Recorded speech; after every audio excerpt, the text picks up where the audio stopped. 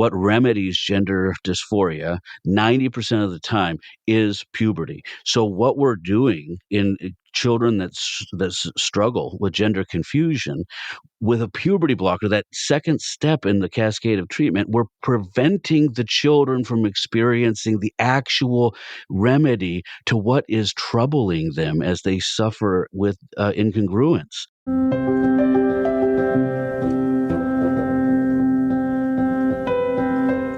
Welcome to Matters of Soul Importance, where we dive deeply into topics of both earthly and eternal consequence. I'm Roxanne Solonen, faith columnist and features writer for the Forum, author, and speaker. A few months ago, I attended a presentation at a local church here in Fargo, North Dakota, given by today's guest, the Reverend Dr. Patrick Lovejoy of Grand Rapids, Minnesota. His talk was titled, Unapologetically Female, a biblical defense of what it means to be a woman in a trans-obsessed world. Although I had been following in recent years the sharp rise in gender-confused people and the use of hormone drugs to pause puberty to rechart a person's biology, much of the information Dr. Lovejoy revealed that day, particularly about how devastating hormone treatment can be on the adolescent body, startled me anew. A lot of misinformation has circulated about this topic, and I wanted to give Dr. Reverend Lovejoy a chance to share his insights with us, since we're called to respond to this modern dilemma in some way. A husband and father of 4, the Reverend Dr. Lovejoy has been a pastor for 15 years in the Lutheran Church Missouri Synod, currently at First Evangelical Lutheran Church in Grand Rapids. He's an internationally board-certified Christian counselor through the American Associations of Christian Counselors, as well as a contributing writer to various newspapers.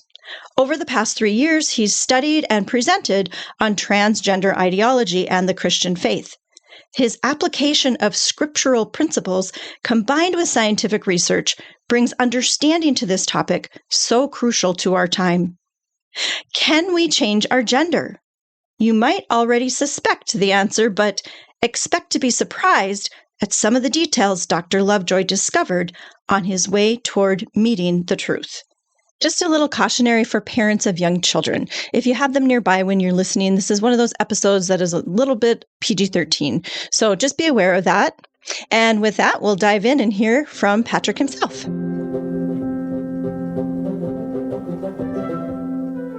Well, welcome, Reverend Dr. Patrick Lovejoy, to Matters of Soul Importance. How are you doing this morning? I'm doing wonderful. How are you doing? I'm great, and I appreciate that you had told me earlier I could just call you Patrick, if that's okay. Yes, absolutely.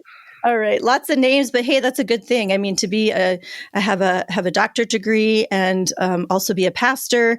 I'm sure you bring a lot to the communities that you enter into. So I'm sure they're very blessed. So today I want to explore the question: can we change our gender? But before we go there, I want to hear a little bit about you. What led you to become a pastor and then also a therapist? There's so much about just that in and of itself. So just kind of give me the brief history of who you are.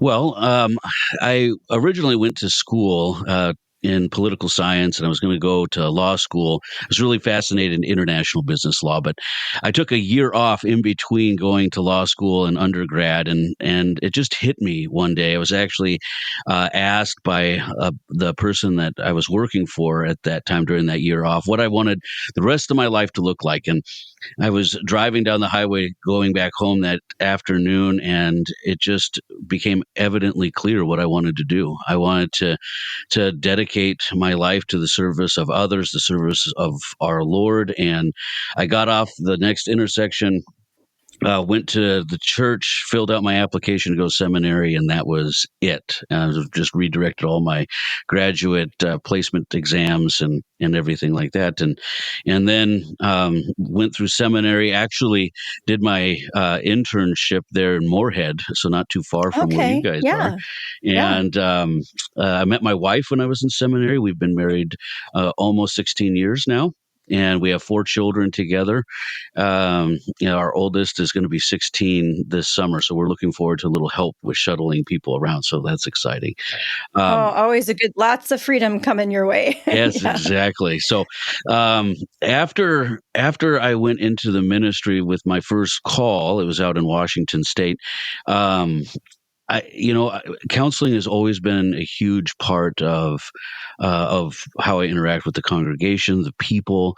I've always been a listening ear for friends and family members throughout my life, even before going to college, and being able to help individuals shoulder their burdens through trying times in their life. And so I kind of looked around of who was offering these types of family and marriage and family counseling degrees, and Denver Seminary has just one of the best ones. And so jumping into their program, I completed that, and it offers such a great aid, like you said, to being able to work with other organizations in our community, um, be able to bring awareness to the body of Christ, and to be able to lead individuals navigating hard times in their life, but doing it in a way that's using God's will, His Word, as their compass. So it's been a real blessing. So going back a little bit, like growing up, how many siblings, and were you Lutheran from the beginning? Yes. So, yep. I have there's four children in my family. I have 3 older sisters, and Okay. that'll kind of weave into our conversation a little bit. Growing up in a family with 3 older sisters, and why this topic really kind of hits home for me in a variety of different ways. And We were raised Lutheran, and just like a lot of people in my teenage years, kind of wandered away. And during my undergrad, became really good friends with a handful of individuals, and we actually went around to different churches during school, or during those 4 years, just being able to experience as many different denominations as we could, to be able to see what it is that makes them unique. And I gravitated back to where I began, with being in the Lutheran Church Missouri Synod. So. Oh, interesting. Yeah, a lot of us take those winding paths, but hopefully it's going to lead us back to sort of the same place, and yet even a bigger, wider place than we started with being an adult and making our own decisions there. One more little curiosity: you lived in Washington. Where did you live in that state? Because I was there for a while too with my husband. We were living in Port Angeles, so just way out on the Okay. peninsula. So. Yeah, we were in Shelton. Do you remember Shelton at all? I don't know. It's near Olympia, so it's about 20 miles Oh, yes. north of Olympia, Yes. on the hook. Yep. So at some point, so it's interesting because the job or the vocation of a pastor and a counselor do kind of go together, right? I mean, they merge into each other. So you found a way to do that. So what was kind of your trajectory then, as you entered, your vocation? Well, I did all my doctoral work on the life of marriage, and what it was what makes resilient marriages versus marriages that break down during trying times. And so it was the important role of suffering in the life of a couple, and how that oftentimes can bring people together. But as I continued, and went, continued out of the program, and over the last couple years, my focus has really been shifting, obviously, towards some of this ideology that's being circulated in the world, mostly because of my interaction with the youth in our congregation and my own children. being raised with these cultural phenomenons taking place. My wife jokes with me all the time that she knew that I would hone in on something and be really focused in on something after my doctoral work, but she didn't know it would be gender studies. So she's always laughing every time she goes to the mailbox and pulls out another gender studies book or another book from a prominent feminist and things like that. So she thinks my nightly reading is quite comical. So Well, though, but I do see a similar refrain in you obviously have an interest in some of those broken places in society, like marriage. Like it starts there. If our family's breaking down, then there's so many things beyond that, right? That has that ripple effect. So I kind of see how, I don't know exactly how that evolved. You'll share that here in a bit, but I do see a similarity in that it seemed like you have a heart for seeing some of the broken places and wanting to enter into those spaces and try to be a healing agent. Exactly. Yeah, that's exactly right. And being able to, I oftentimes when I go around and, do my presentations on this topic or other topics, I talk about how it's never been a better time to be a Christian, and there's never been an easier time to witness because there is darkness all around us. We don't have to hunt it out or root it out. As we were warned in Scripture, the things that were done in darkness and secret places are just being done right out in daylight for us. And being able to speak into those spaces and to provide a presence in those spaces is what we're called to do. And right now, we don't even need to leave our homes, especially with this topic today.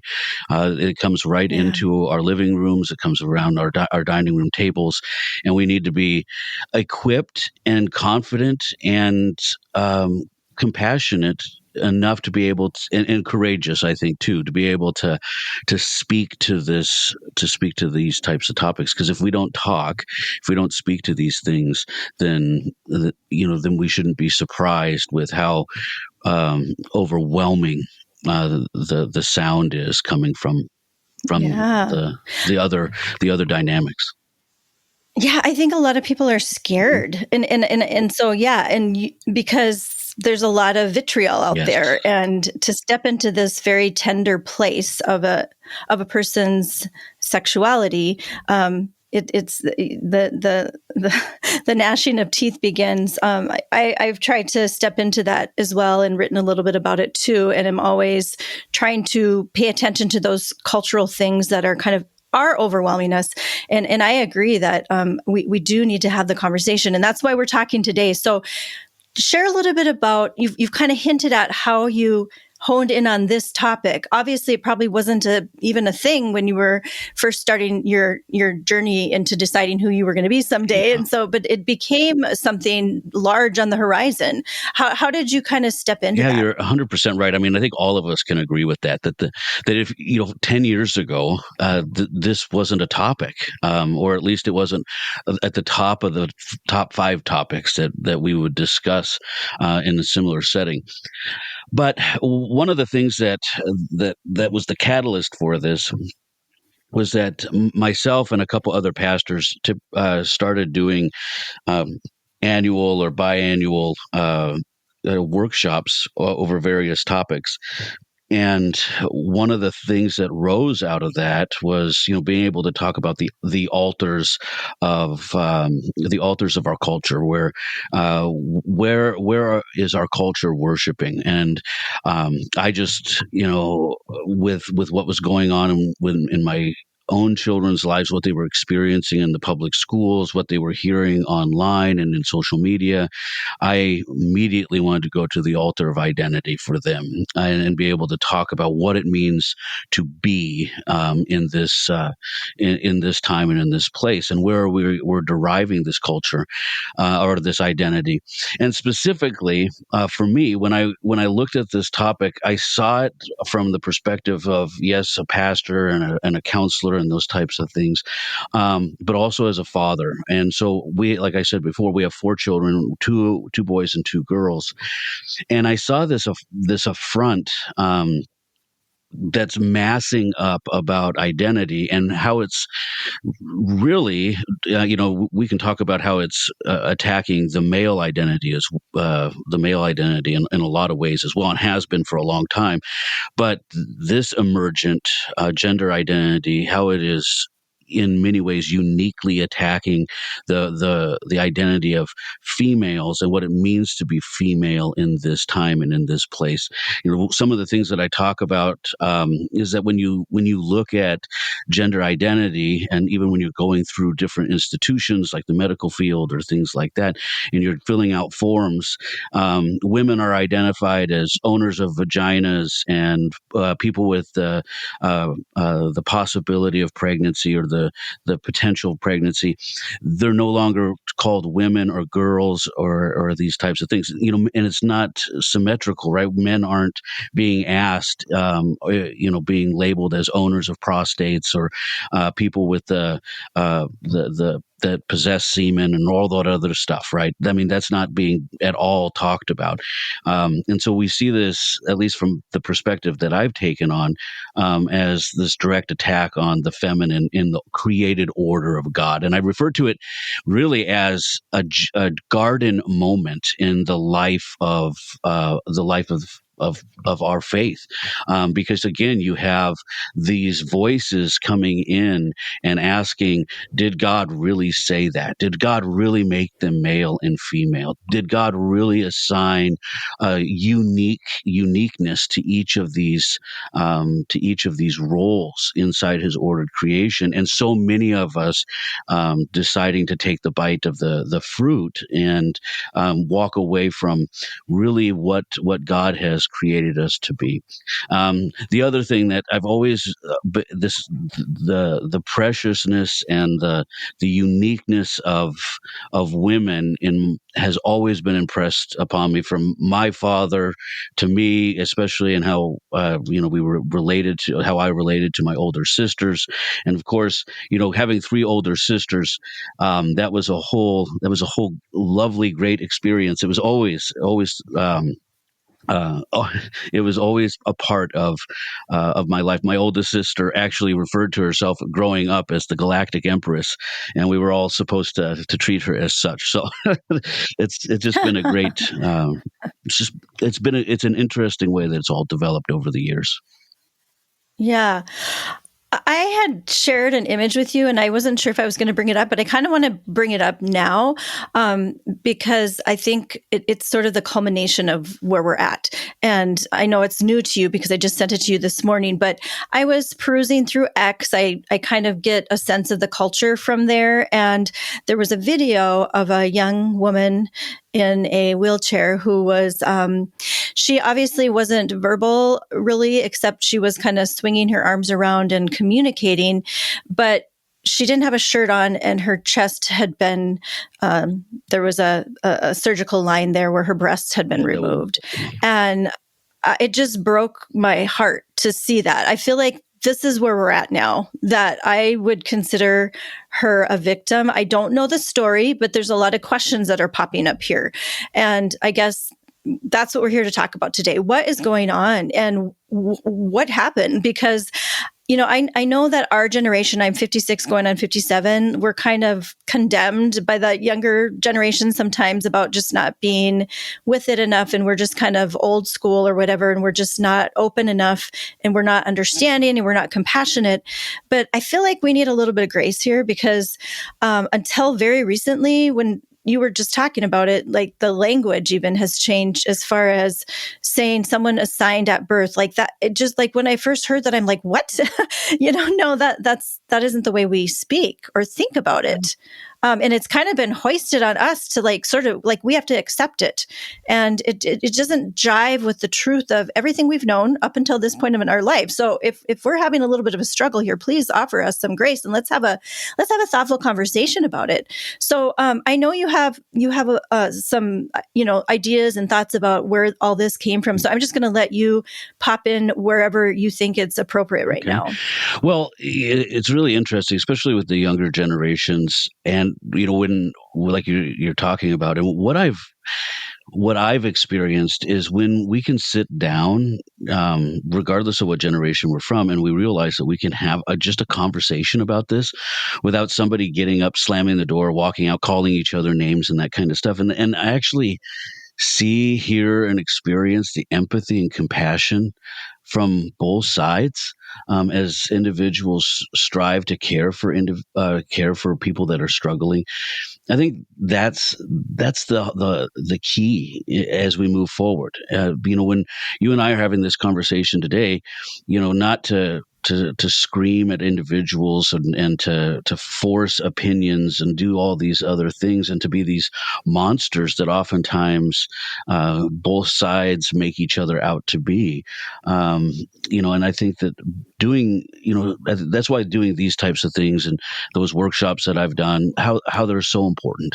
And every time, yeah, and Absolutely. every time that I do one of those workshops, a grandma, a mother, a sister, a brother, a child will come up to me and say, how do I have this conversation? It's not, they're not coming up to me and saying, oh, can you write down all these one-liners so that I can really tear somebody down the next time I'm in the room with them.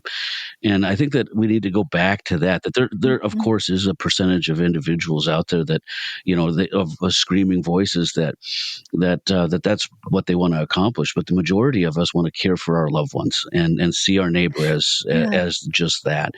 Um, Yeah. And just to clarify, like my passion that's probably coming out here, it isn't yeah. anger towards anyone who's perpetuating this idea. I'm feeling a little defensive because I feel like I haven't had time to catch up with everything and have that slower conversation. And I feel like that's so hard to get into the space we're in now. So I'm really appreciative of what you're Yeah. doing to try to slow things down and sort of like let the emotions sort of settle a little bit Exactly. so we can like see and hear each other. Well, yeah. So yeah. And you're right, so right about the speed in which things are unfolding. I've been putting together chapters over the last couple years, writing a book and about this particular thing. And I every time I start a new chapter, I have to go back and rewrite certain things because the terminology has changed, it's expanded, the context of certain things has been completely altered, and I. And I think that that's part of this movement is keeping things moving so fast and evolving that it's hard to have conversations because I've sat and talked with individuals struggling with this idea of transgender ideology, their gender confusion, all sorts of things. And one of them tell me one thing and the other tell me a completely different thing and what it means to struggle with this. And I think that that also shows the uniqueness and the individuality of the people who are going through this phenomenon. And so and that's why I think it's difficult to have these conversations because the being able to know just the terminology is extremely difficult. And the most important thing is I think being able to give each other grace to know that having the right terms and terminology might not be where we want to be arguing with each other or finding cause to be in conflict. We should be celebrating the fact that more people want to have this conversation and to be able to teach or lead or to care for the souls of those people. So Yeah. So where do we start? it's What is the good starting point? I feel like there's so true. many angles because we haven't even gotten into the Exactly. issue yet, really. Well, where I usually Yeah. start is I talk to people about why this is even a question, right? Because I think Mhm. that's where it all begins. Is why are we even talking about what does it mean to be a man or what does it mean to be a woman? And really, it's something that has kind of fascinated humanity for the last couple hundred years. But it hit a flashpoint in the middle of World War One, and it was there in the culture that in Germany where all these women and daughters were at home doing the work and caring for the farms and the industries and those types of things. And one of the questions that was asked during that time was what does it mean to be a woman when all of our sons and fathers are buried in France? And it was a horrific question to be asked. But it was at that moment where they're wondering, what does it even mean to have this identity now that we're going to have to take on all the roles of these men that are not, they just don't exist anymore, which is a terrifying thought. But then obviously World War II exacerbated that issue following on the heels of World War One. And then that's where, America has, the Rosie the Riveter and all that other cultural shift. And following on the heels of that, you have women's suffrage, the civil rights movement.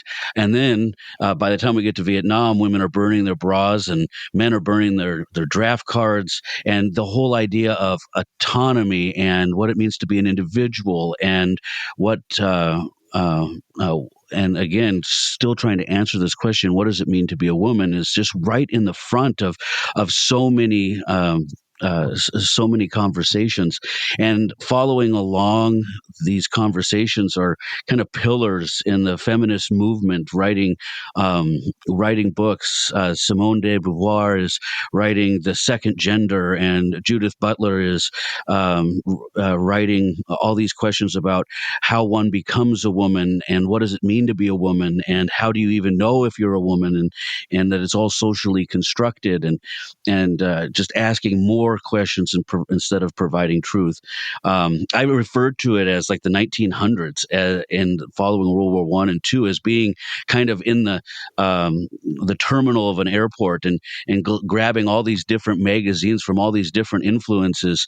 And what we've experienced in the last 5 years is really us having gotten on the plane and taking off into the air for and not really knowing even where we're going with this question. And oh, that's a good analogy. I think of that, maybe it's overused, but the perfect storm too. Would you say that? I mean, I was watching this sort of burst out. It was really in the UK where it was really taking off before it got here, but I knew it was going to be just a matter of time. I would see that was even, I don't even know if it was 10 years ago, but I started seeing like there was some sort of crazy number, like 4,000% increase in these surgeries. Well, I was like, why? What changed? Well, one thing, medical technology, right? I mean, there are some advancements there that allowed for these surgeries and the hormones and things like that. So there was all these things coming together. Exactly. And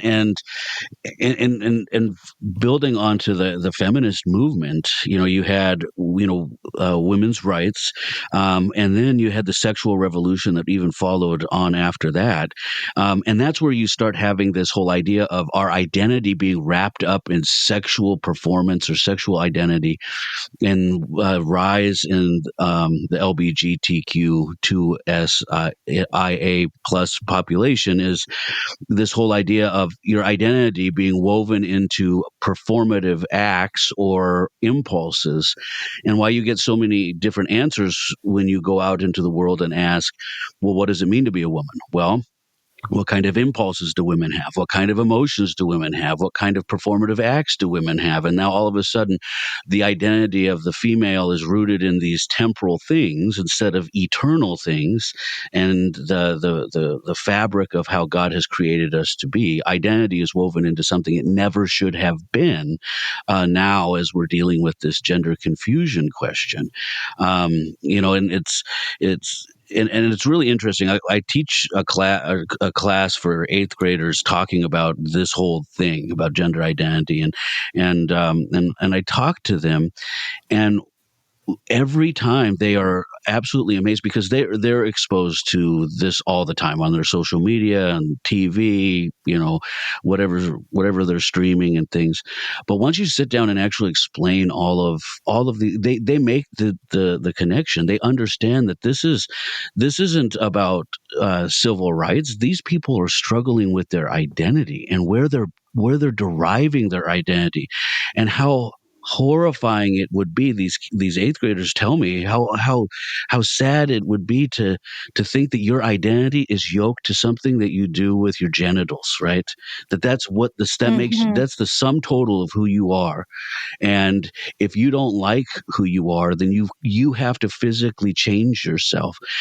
At what point in our history did we get to the point of telling our children or developmentally disabled individuals, the most vulnerable population, that if you want to fit in with who you are, with yourself and all that others, you have to alter yourself. You have to change in order to fit in. And that's horrible.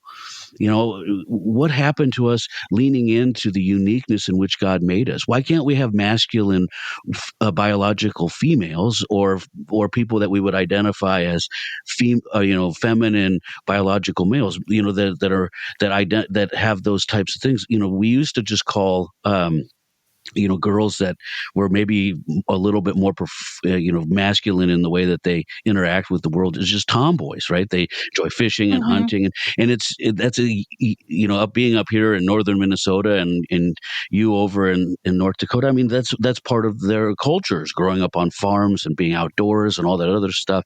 It has nothing to do Sure. with their biology, and Yeah. what it really does is display the spectrum of personality, the uniqueness of individuals as they are living out their life as either male or female. One of the things that I walk through when I talk about the breadth of what it means to be a woman is pointing to one of the judges in the book of Judges, right, Deborah, and how she took on the role of defending the whole people of Israel. And when you think of Deborah standing in front of an army with a sword, you don't necessarily think of Barbie dolls, right? But that doesn't change who Deborah was, and that she was a woman. Mm-hmm. I think one of the problems too is how we have sexualized relationships. And so there's confusion there as well, where we take like a friendship and make it sexualized, and so then there's like the confusion of, and just not having, just like you said, just a regular tomboy experience. Now it has to be, oh, there's something else going on here. They must be this. And oh, they're in the wrong body, Yeah, and or no, maybe they just wanted to play basketball. exactly, and as you dig down deep into this topic and into the studies and the tests and the trials that have taken place, the more horrific it gets. You have places like prestigious places, universities around our country doing sexual experiments on children as young as 6 months old to see if they respond, to sexual stimulus.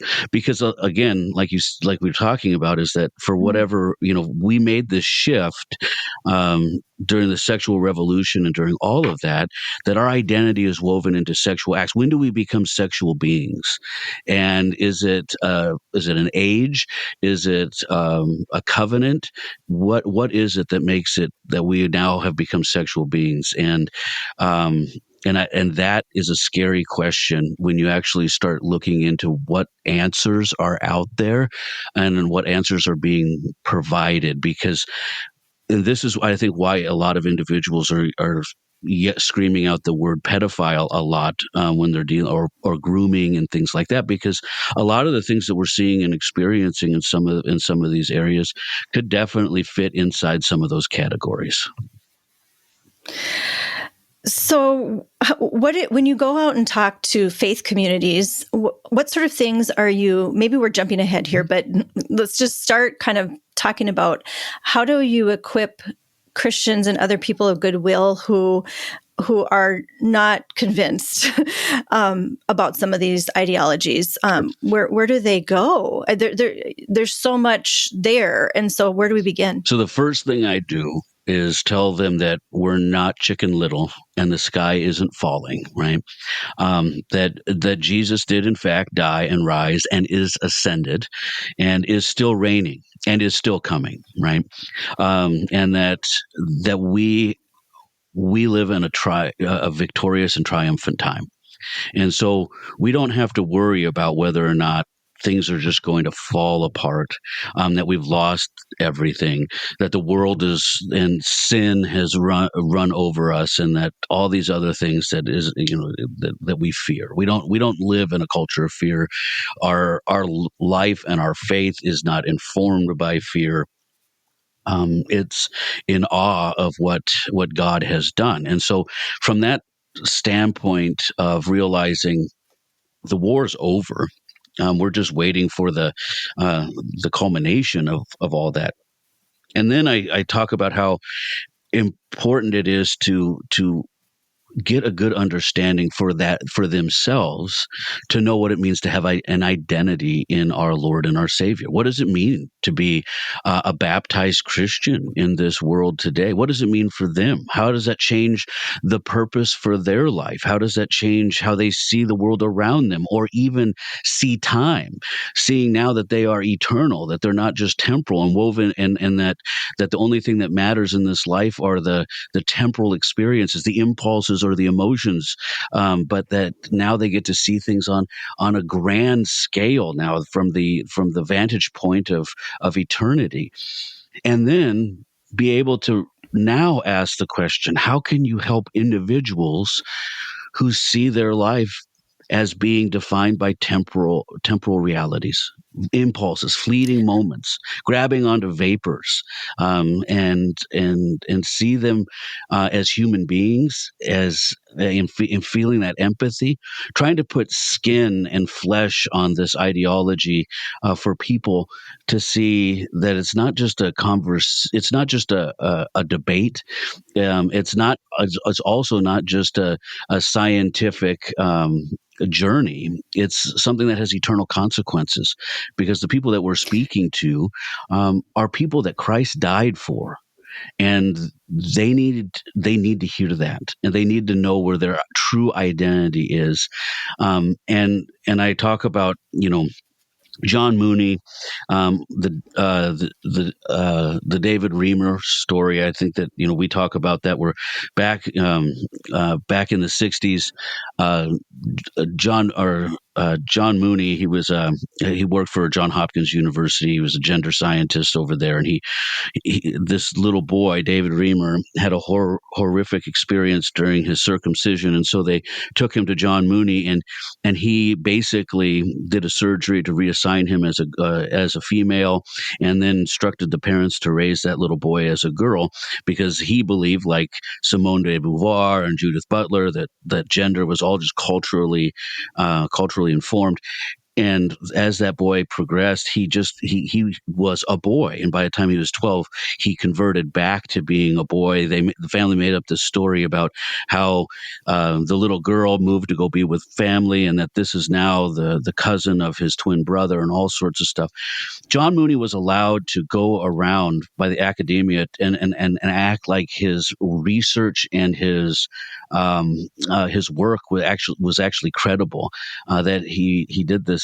And David Reamer's story was never told until basically around the year 2000, about how John Mooney's work was just absolute failure, and that he falsified some of his findings.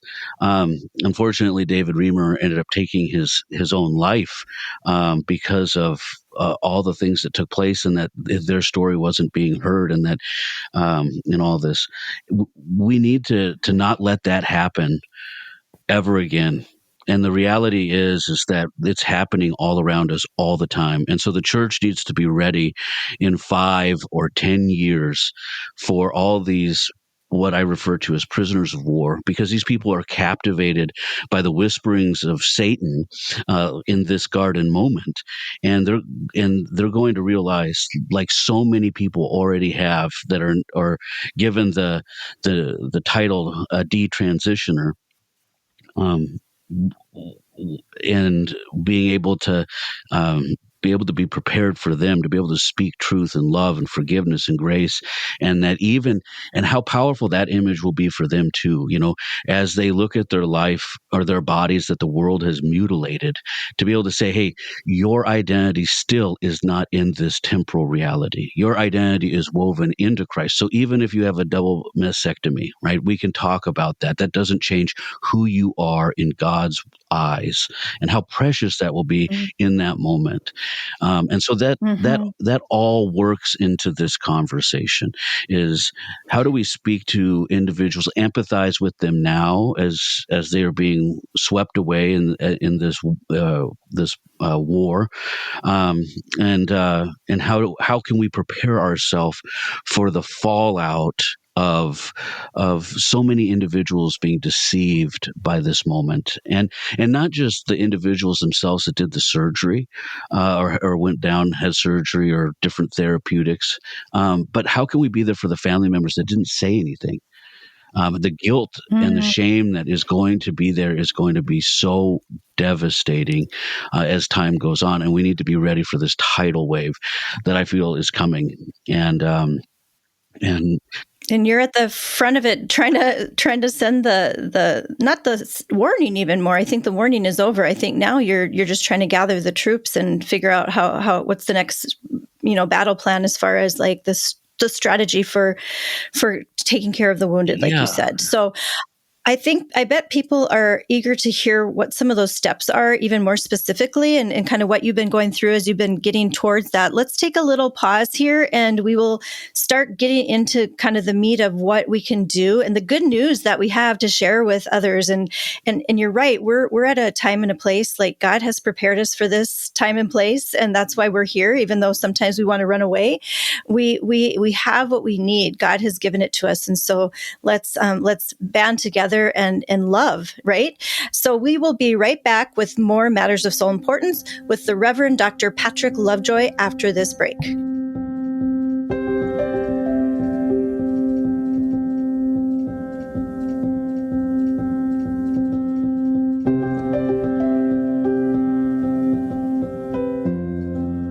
Get 6 months of local news for just $2. You get unlimited access to the news and information you need to stay connected to your community. Visit inforum.com/subscribe to get 6 months of local news for just $2. Well, welcome back, Reverend Dr. Patrick Lovejoy. I'm going to try to get that out a couple times anyway before we end.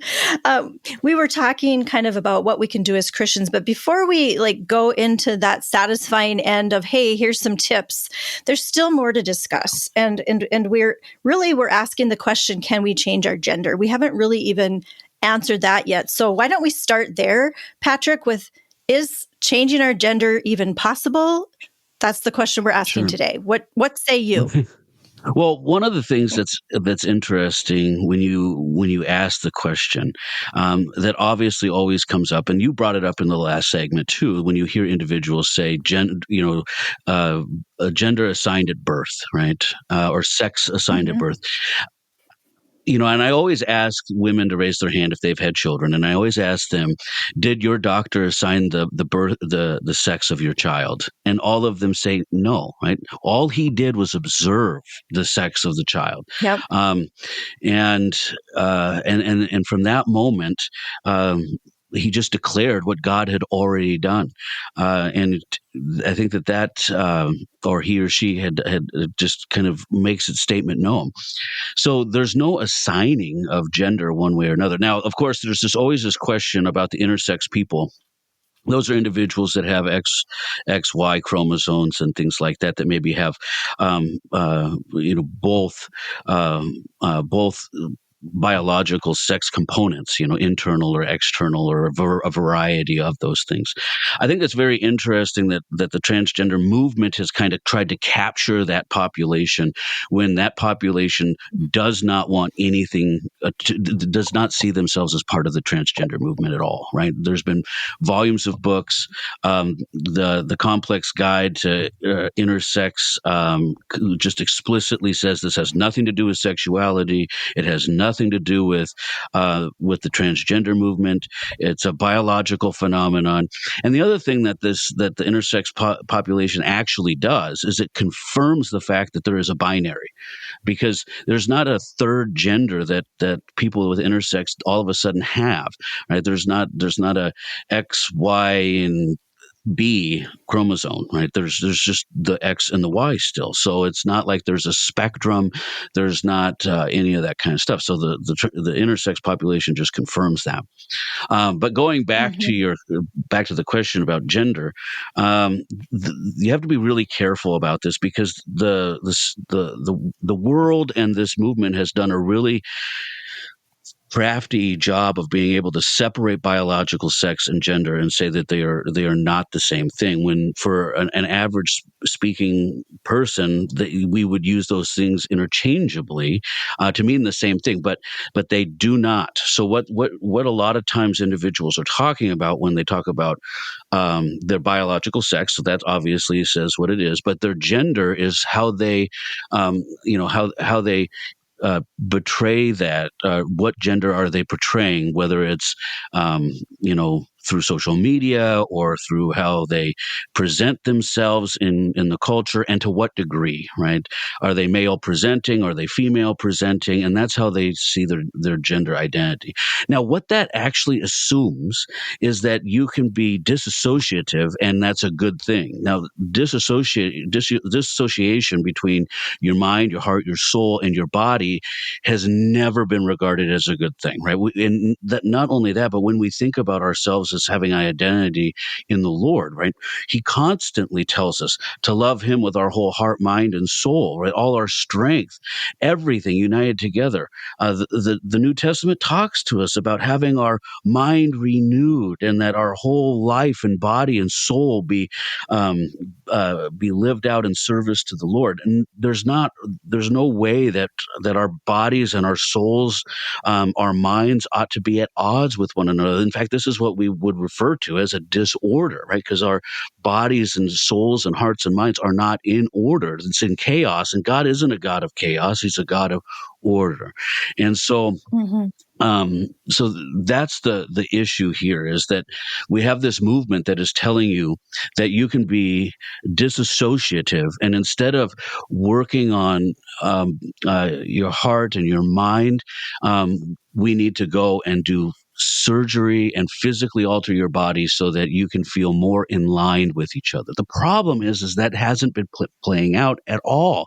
There used to be this, well, you still hear it all the way. I say used to be because, it was a few years back that, ABC came out with this statement in 2011. It was somebody that they were interviewing, and they asked the question, do you want a dead son or a live daughter, right? And trying to scare parents into allowing their children to transition. And the whole idea was that if you didn't allow your child to change their gender, or change their biological sex by hormonal therapies and these types of things, then they were going to commit suicide.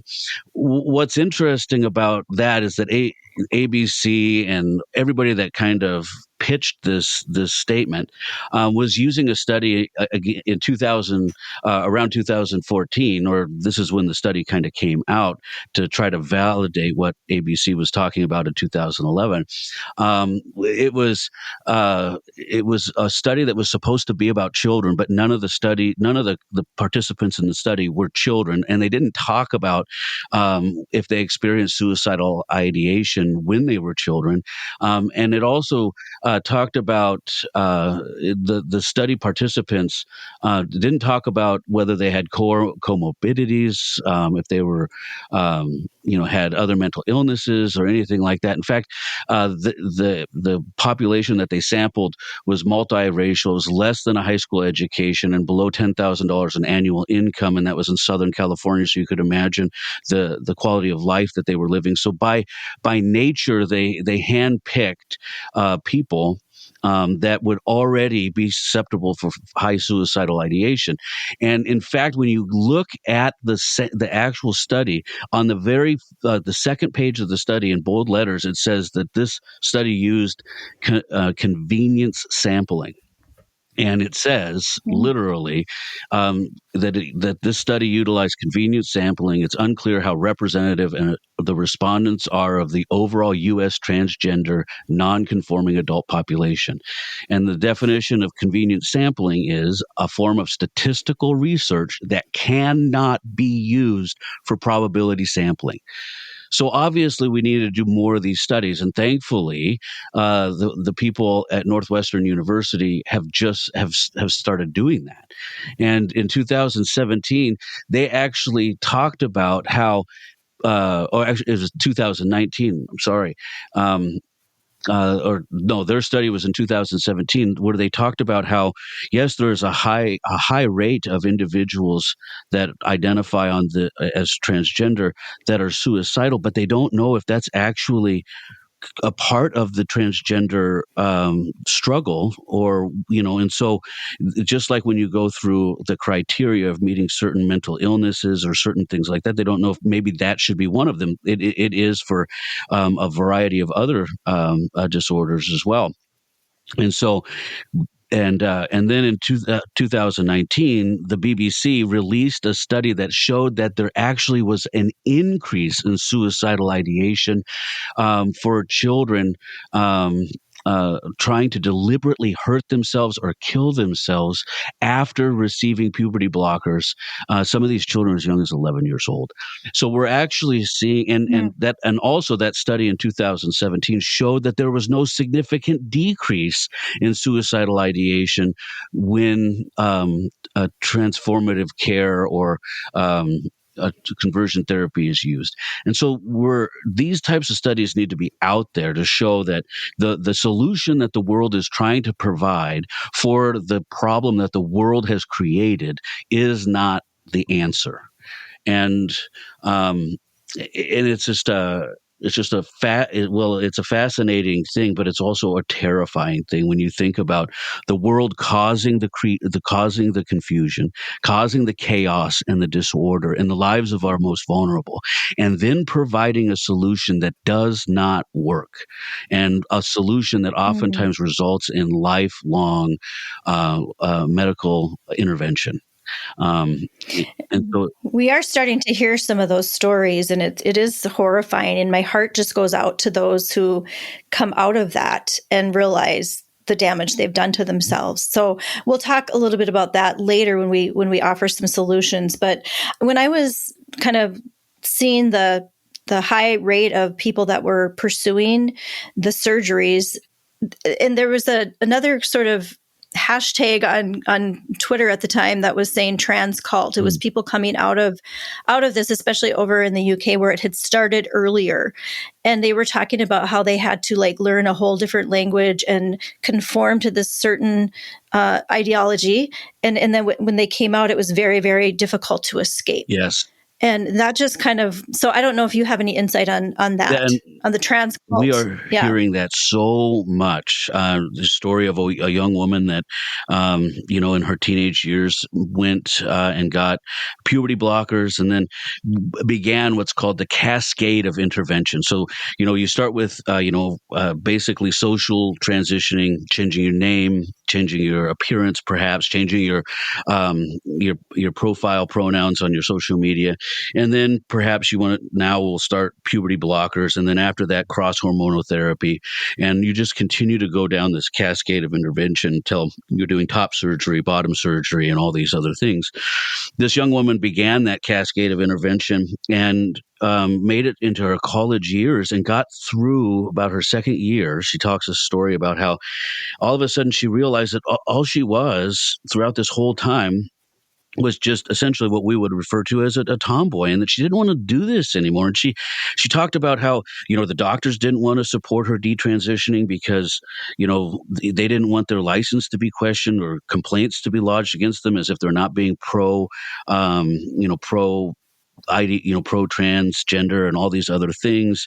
And the parents, they don't want to go against what the doctor says. And then all of a sudden, if they detransition socially, now their names change, their pronouns change, and all their friends look at them as if they are have been, if they've been betrayed by this individual, and describes it literally. She describes it as trying to free herself from this cult that she got sucked into, and coming to this time of awakening. And it's horrible. Oftentimes what happens to some of these individuals is they become demonized, ostracized. All the people in their life that were there so supportive through the process, now calling them names and saying that they weren't really trans in the first place, and all this other nonsense. And again, being able to be empathetic towards these individuals, and even empathetic towards those people that aren't welcoming them anymore, and is seeing that they've been caught up in this war. And I always go back to Ephesians 6, right? We don't wrestle against flesh and blood. We wrestle against the spiritual forces of evil in this present age. And that's how we have to see this issue. The people that we see who are wrapped up in this are wrapped up in this spiritual war of evil in this present age. And they are human beings, people that Christ died for. And we need to be seeing them in that lens. And yeah, during your talk in Fargo, I just want to interject here because something really powerful stood out to me when you were talking about what it actually does to the body. Yes. And I think that's something that even people who aren't of faith base need to hear, the destruction. And also just another quick little point, but just the fact that this is happening during adolescence, which is such a confusing time anyway. Why would we do this to our young people? Why would we hoist this on them? I mean, this just shouldn't even be a thing. But anyway, if you could share a little bit about the physical ramifications of doing hormone therapy in an adolescent. Yes. Okay. So I just to talk a little bit about the prevalence of what we're talking about, gender dysphoria. So in males, the prevalence of gender dysphoria is 0.005% in the general population, and it's 0.002% in the female population. So that equates to about 1 to we should expect to encounter gender dysphoria once every 20,000 males, once every 20,000 males, and once every 50,000 for females. But because we're doing this thing that is, I can't wrap my mind around, letting children self-diagnose, we're experiencing the gender confusion in children at a rate of 1 to 215. So we should be asking ourselves some tough questions, like why would we allow our children to self-diagnose themselves with gender dysphoria or any type of dissociation of their person when we don't allow them to self-diagnose themselves for diabetes or any other things that you would go see a medical provider for or a specialist for. There's very specialized people that can actually have these conversations, and they're raising alarms. Where you have the Canadian university that deals with gender confusion. In 1990 they had one, maybe two individuals that were under 18 enter into their care. Now it's well over 2,000, saying there's something significant happening here that we have to ask some real questions to. But we're not. We're propping this up. We're supporting it. We're encouraging our children to dabble into something that can ultimately cause lifelong problems. Like I said, this cascade of intervention that takes place, social transition, obviously that's the most easy to reverse.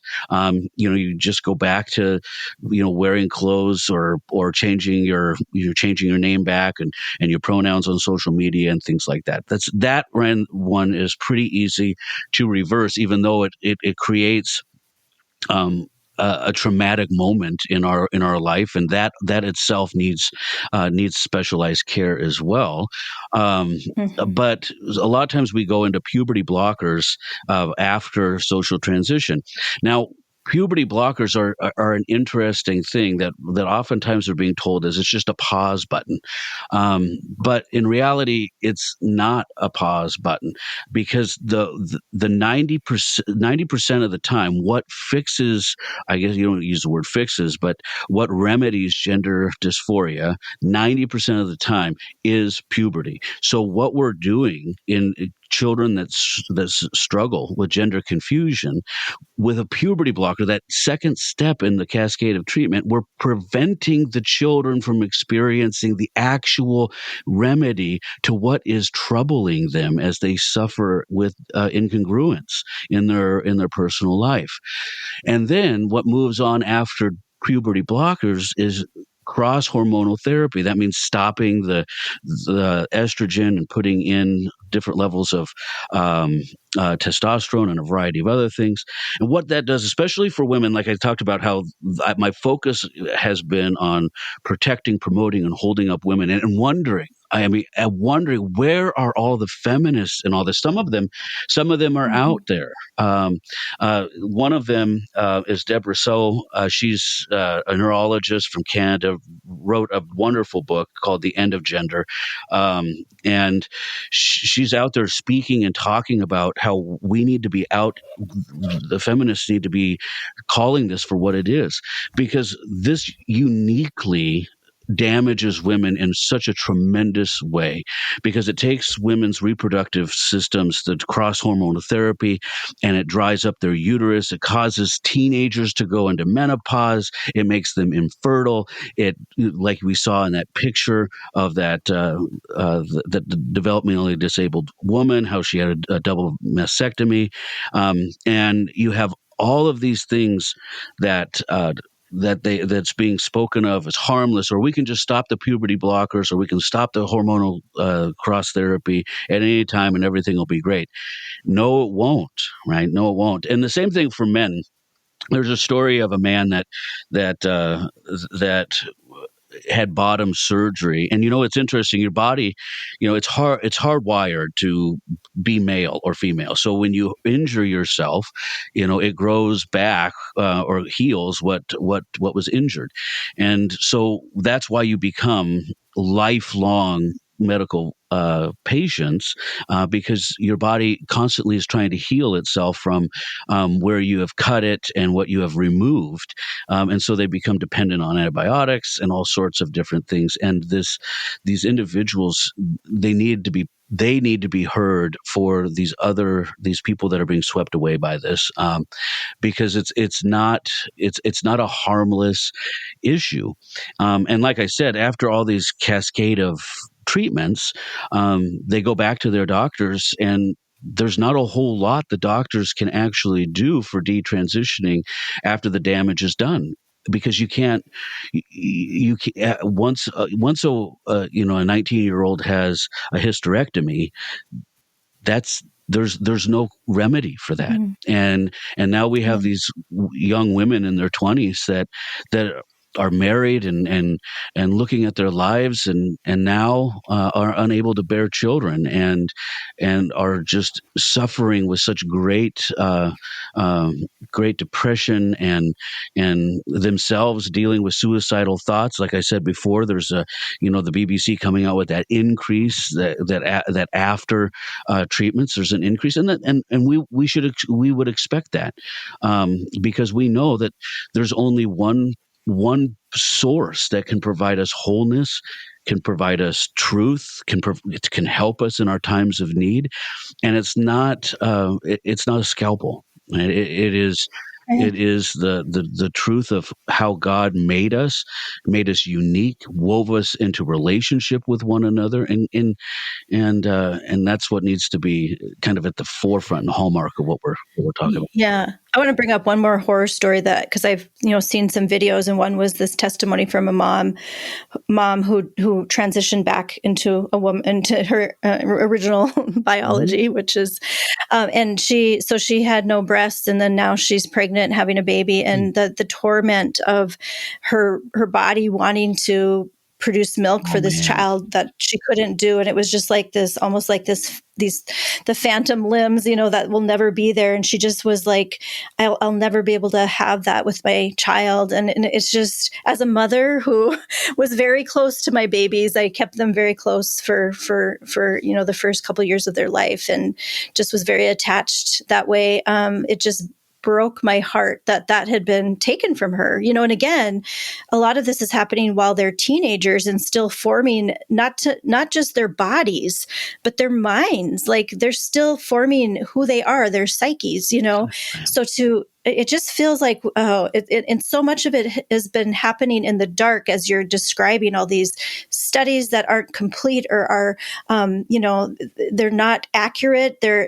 All of it is in the dark, and so we need to bring it into the light and truly love the people that are experiencing true gender dysphoria. But what do we do what do we do as the ramifications of this horrific science experiment really is what it is that we're experimenting on people.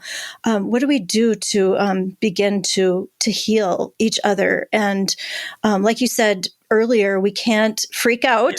Yeah. We have to approach it tenderly and with the light of truth, right? And love.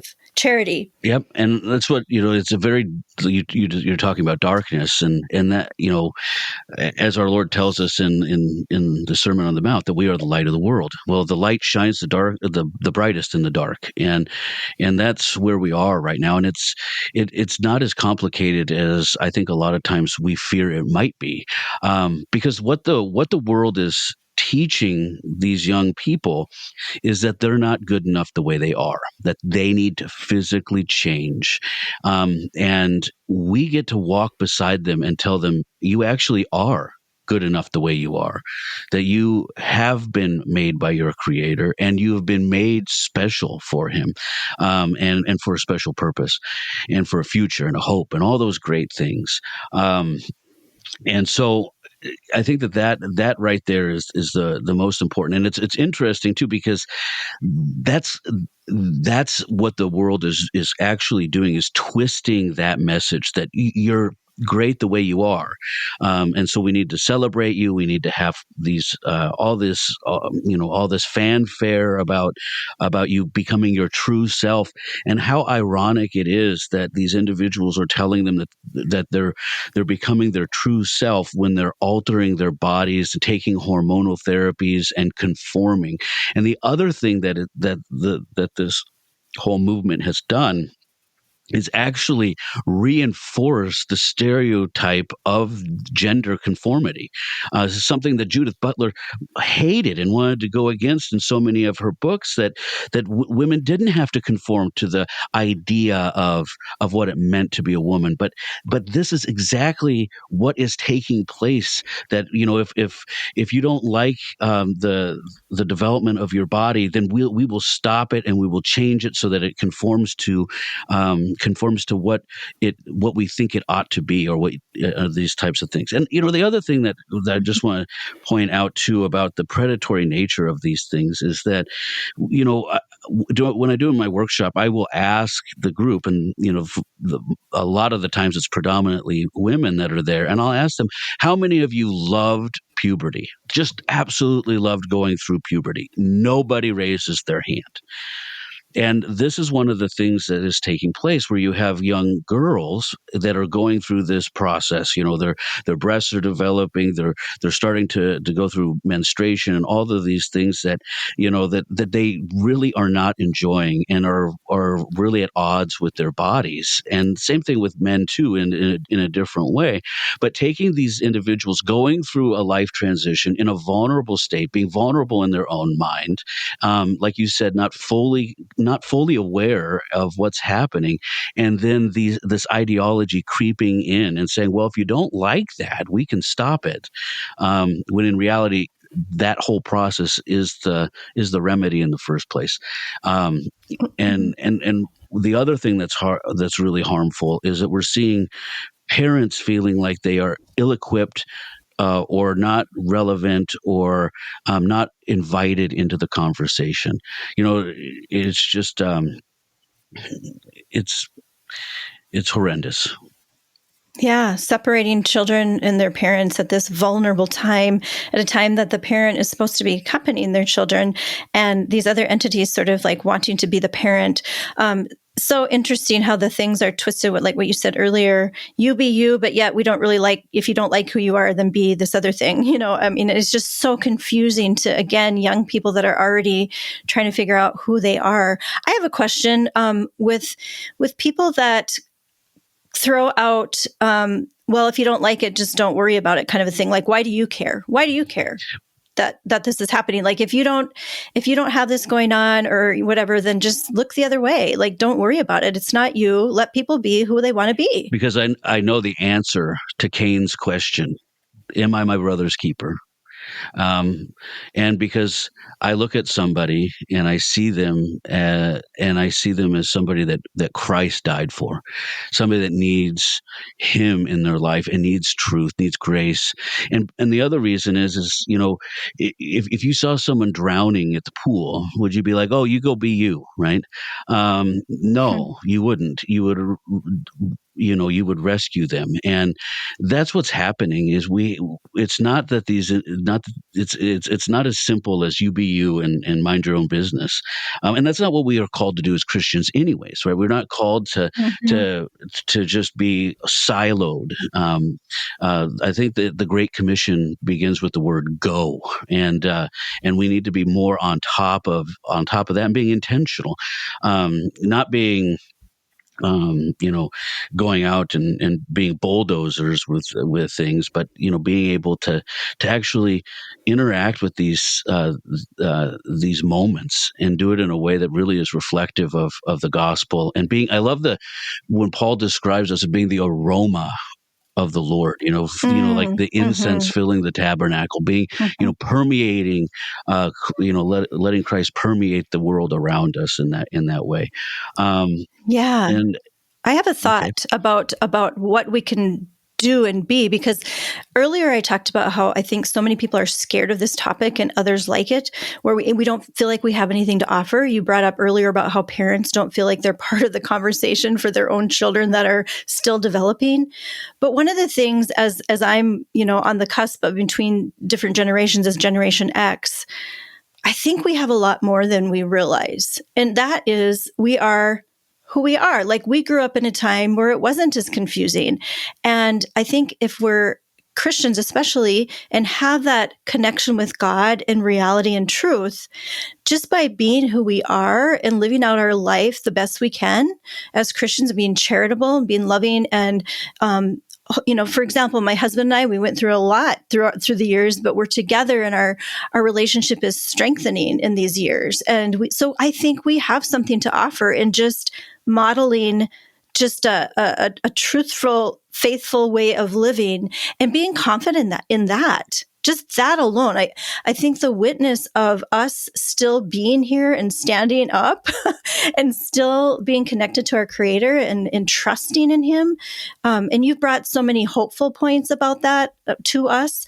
I think just that alone, maybe there's not a specific plan that we have to do. Maybe it's just staying with that connection with our Creator and just being confident, like you said at the beginning, like we've already won the war. So being confident in that, but just being ready. So how do we get ready for those moments when we might be confronted with this? We might have an opportunity to bring charity and hope to someone that has gone through this. We have to be intentional about the way that we speak, as hard as that is. Even you and I talking over this last hour, kind of not trying to stumble over our words too much, because we want to be very precise with it. And it's hard because sometimes the things that we say or how we say them conveys different messages, but trying our hardest to be intentional with that and respectful of it. And the other thing is like you said, is not as hard as it seems. When you talk about all these cultural phenomenons that we've experienced, it really, you don't need a seminary education. You most certainly don't need to go to all the years of whatever that I did, but all you need is the Apostles' Creed. I go back to that with the kids all the time when I'm teaching them. all you need is the Apostles' Creed. That's why why we have the Apostles' Creed that was given to us so many, 1,700 years ago or 1,800 years ago. It's just that the reality that the world is going to come at us. I mean, after, as this continues, there will be another thing that the world continues to present. That is the standard, the symbol of the Christian faith that continues to give us the ability to interact with all of these different teachings that come at us. It's just like, when the Federal Reserve examines the different kinds of counterfeit dollar bills, right? They don't study all the different ways that people are counterfeiting money. They simply study intently the original thing so that they can identify any variation of the original. And that's how they identify counterfeits. It's the same thing for you and I, being able to be diligent in our study of what it means to be a Christian, the Apostles' Creed, and being able to then weigh that, measure that against all the other voices that are in the world and hold on to it. And I think that that's really, a really interesting thing is we can teach that to our kids and our families, and not just rely on the church to do it, every third Sunday for an hour, but being able to really impress upon our kids what does it mean to say, I believe in God the Father, creator of heaven and earth. And how does that impact my identity? And I mean, like I said, you don't need a seminary education or advanced, what I like to call a terminal degree, because it was almost terminal degree, but you don't need all that. You just need the Apostles' Creed. And that's why it was formulated and given to the church. Mm-hmm. There was I was praying last night at a chapel, and there was this brief intercession prayer, and I'm just going to read it. To Christ, who is the truth, we pray. Keep us in your truth. In the midst of confusion, keep us in your truth. In the midst of temptation, keep us in your truth. In the midst of conflict, keep us in your truth. That's it. And I just reflected on that, and it just kind of a peace washed over me. We don't have to rely on ourselves for this. Although, as you were talking about identity, I thought the deeper we can go with our own identity in Christ and have that just really settled, then we're going to be able to bring that to others, right? But I just think to keep coming back and knowing that we are not alone in this. Like, He will equip us with what we need at the time in which we need it. That's the way the Holy Spirit works. So I think just to instill that confidence in people, which I think you've done a beautiful job of as well today. I know we can't get through everything. What are some closing thoughts you have on can we change our gender? What is the answer to that question, and what can you give us as we move forward? The answer to the question, from my perspective, is no. And not only no, but we should not, right? Because even our gender expression, being able to, that was given to us. So if we're more of what the world would identify as a masculine female, then that's the uniqueness in which God has given you to play out that role, and to see the diversity in the gen and how to express the feminine gender, and so not conforming to this world that is trying to say, oh well, if you don't fit within this stereotype of what it means to be a woman, then you need to physically alter your body. And I think that's really the direction we need to be moving in, is seeing the vast spectrum that what it means to be a male or be a female in God's economy, and how He created us as individual and unique people. I mean, parents are great at identifying this. They look at their kids and they'll say, yeah, my oldest son is nothing like my youngest son. They're total opposites, but that doesn't mean they're not boys, right? And so we can talk about how we express the female or the male gender in varying ways, and we can do it without going in for puberty blockers and all these other different things that the world is offering us at the price of mutilating our bodies, making our women, our daughters, our wives, and the women in our community infertile and or other individuals or loved ones medically dependent for the rest of their life. And so, that's where I would stand. And I think, if it would be okay with you, I think that as we get feedback from this podcast, if there's ones that you would want to do in the future, answer different questions, I'd be totally open to that. I have been known to have guests back, and this is one of those topics that I would definitely want to revisit. As you were talking, I was thinking about diversity and how there's this big clamor for diversity. And I think what you're saying is, yes, let's stick within the structure of what God has given us. He has made us male and female, but within those structures, there's so much variety and color and diversity. And we don't have to go out of that box. We can stay in that and flourish and be a gift to others. And that's the whole point. So thank you so much for being with us, Reverend Dr. Patrick Lovejoy. And I love your last name, by the way. What a beautiful name. We could do a podcast just on your last name, Lovejoy.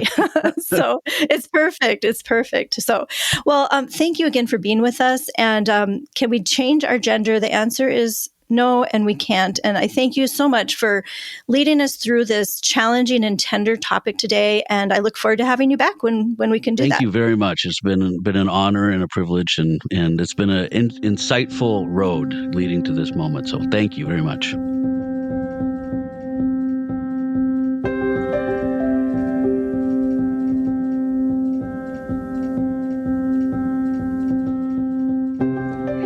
Can we change our gender? My article on the Reverend Dr. Patrick Lovejoy's talk here in Fargo about the effects of gender transitioning attempts on individuals, particularly women, will run next week. In that column in the forum, I draw from a quote he mentioned as borrowed from the book Gay Girl, Good God, in which the author, Jackie Hill Perry, said that years after her transition, she realized she'd been running through the previous decades in the dust that Satan had kicked up from his feet.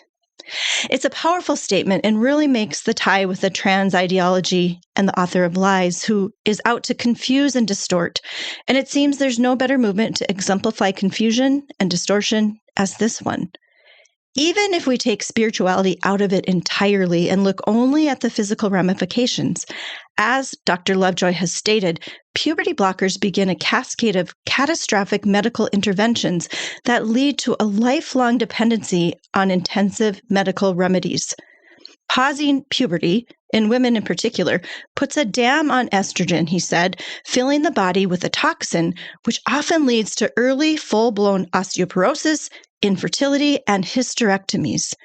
It doesn't take long to realize that early death can be part of the equation too. So we're not only damaging, but we are leading people to their deaths by accepting this false premise that we can change that which is impossible to change. If the Reverend Dr. Lovejoy and I didn't make a strong enough case, listen to those who have been permanently damaged. Prisha Mosley, a detransitioner woman whom I described briefly in our conversation, began testosterone injections at 17, followed by a double mastectomy at 18, but later regretted those actions. It would be well worth your time to read the article or watch those accounts, which have been added to the show notes. The article details the ravaging effects of hormone treatment on her body during pregnancy, including an enlarged liver, spiked insulin, an atrophied uterus, bladder, and vagina. The hormone imbalance caused her baby to be large, too large for her hips, which were narrowed by the injections to deliver vaginally. And she said, "My muscles were used to carry a baby in ways that my hips couldn't accommodate. I am in so much pain." Mosley says the trans movement is one big experiment on people, adding, "You can see why this stuff is only sold to children or people who are incredibly vulnerable and desperate." But as noted in my forthcoming article, Reverend Dr. Lovejoy emphasizes that this is not a lost cause and that Christ restores all things, adding that the story of transitioners and detransitioners isn't over until the Father wraps them up in his arms. In our next episode, we'll ask, is there life after death? To help answer the question, Dottie Borowski will share what she experienced following the death of her husband that gave her an inspiring peek into eternal life. You won't want to miss this one. Until then, don't lose sight of the light.